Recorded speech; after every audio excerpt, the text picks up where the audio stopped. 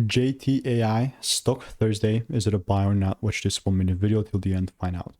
I'm looking at Jet.AI stock, $10.43. It is 157% up for the day. Absolutely crazy performance. I mean, I was sitting here last video that I made, obviously just looking to double down on the market 2 days ago. This is 16th of February, and guess what happened?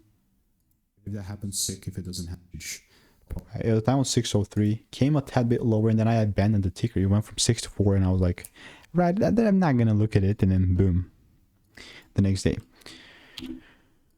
When the price is delivering like this, all I'm looking to do is just double down from a day/swing trade perspective. And does that mean that I'm gonna buy for 20th of February?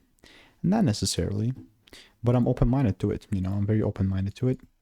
And if it does pull down and shows me the rules, then and only then I'll buy. So I will continue to keep you updated.